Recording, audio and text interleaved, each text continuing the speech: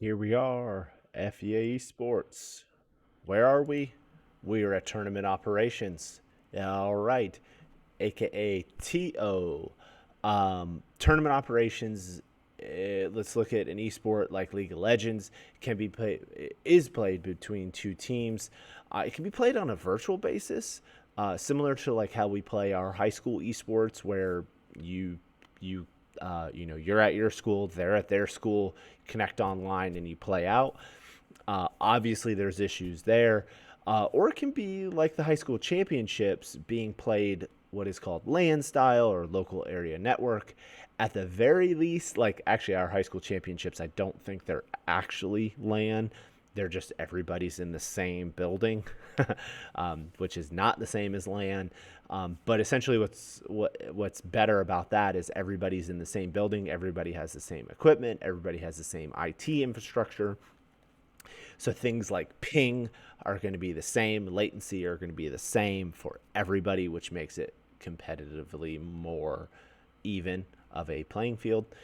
Um, and so this virtual versus live when you're talking about tournament operations is very interesting, and there's really advantages and disadvantages for both. So let's talk about tournament operations in terms of and I'm sorry I'm covering up part of it there, but in terms of the style of a tournament, you really have three main groups or main categories here. You see single elimination, round robin, and double elimination. There really are countless ways for you to build an esports tournament. But often the game and context dictate the best fit for a tournament structure. And really, you can use these common ones. Uh, there's some variations like group play, stage play, where you're playing in stages. Like you may play a certain type or a certain version of the game and then play a different version of the game or different type of the same video game and get like a super score, and then move on that way. But each bracket has a different structure, and then typically they have different rules and regulations. So a single elimination bracket is exactly what it sounds like. Is usually the uses a best of three or a best of five format with single elimination. If you lose, you're out. And that's why a BO3 or BO5 for each round is a better way to do it, because if you have one bad match, you're not going to just be knocked out. Like you could lose your first match and win the next two and move on in a single elimination bracket. Now, actually, let me go back. Nope, that's good. So round robin. I've got this crazy diagram here. Essentially, what a round robin is a tournament format in which each team participating plays each other team that's participating an equal number of times. This can take a lot of time, especially with something like League of Legends, group stages.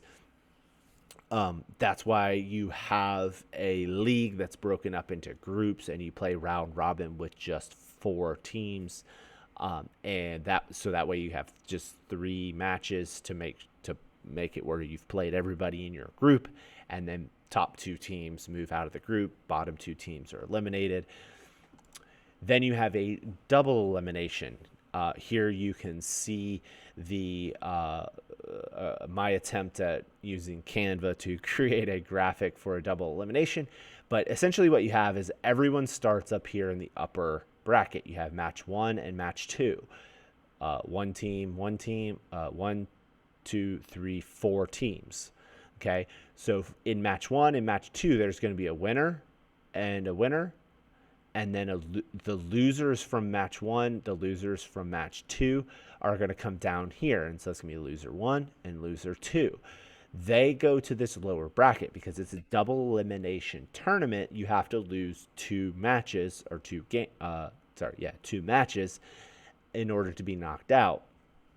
So these winners have not lost yet. What would happen now? What happens is these each have one loss. They will play each other. Whoever loses is out of the tournament. Whoever wins moves on here.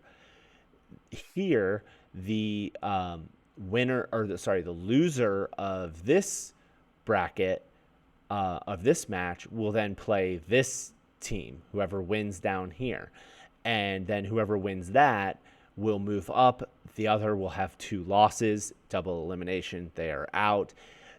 So what happens in the championship in a double elimination is you always have one team coming in that has not lost, and you always have one team coming in that has 1 loss.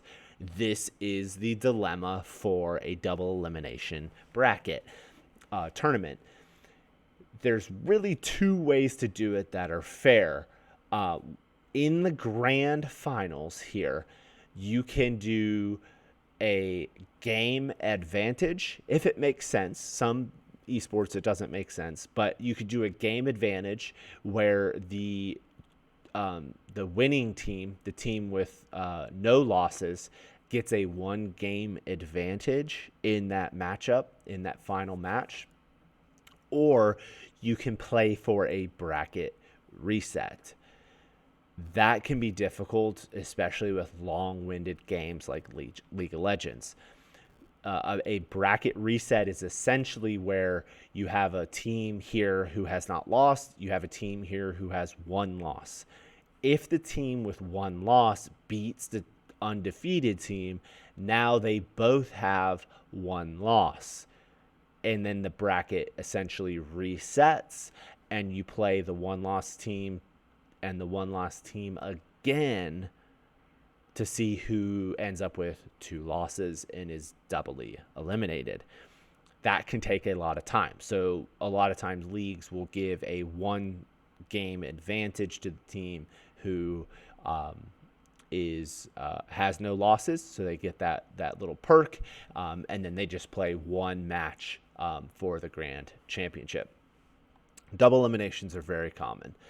And so when it comes to tournament operations, all of this tournament structure is really important, but you have to know what's best for your game and what is best for your community. So a virtual event versus a live event, doing single elim versus double elim.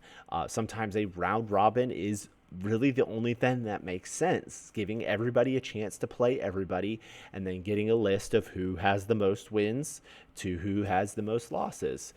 And then furthermore, if you're looking at the game, you need to be looking at the level of competition. You need to be looking at the venue. What can your location support? What's going to serve your spectators, right? Like esports, one of the greatest parts of esports is getting to watch competitors. And towards the end of a tournament, you only have 2 teams left. All the other teams should be in the crowd cheering them on, right? So how are you going to serve your spectators? What's going to be the most exciting, most fun tournament structure? And then hopefully you have sponsors. So how will your sponsors engage with your gamers and then also engage with your spectators? Lastly, rules and regulations with each of these tournament types, with each of these formats. So having virtual versus live. Oh, and my camera just freaked out on me. I apologize. Let me get that. Not that. Let me wrangle that little guy back here. Go back to preset, please. It is a AI powered camera. So that is really it for the tournament operations. Your archetype mission level 2 will be found below. This is Mr. Kraft saying, I hope you guys are excited about esports and enjoying this introduction. Most importantly, I want you guys to remember to stay positive out there, gamers.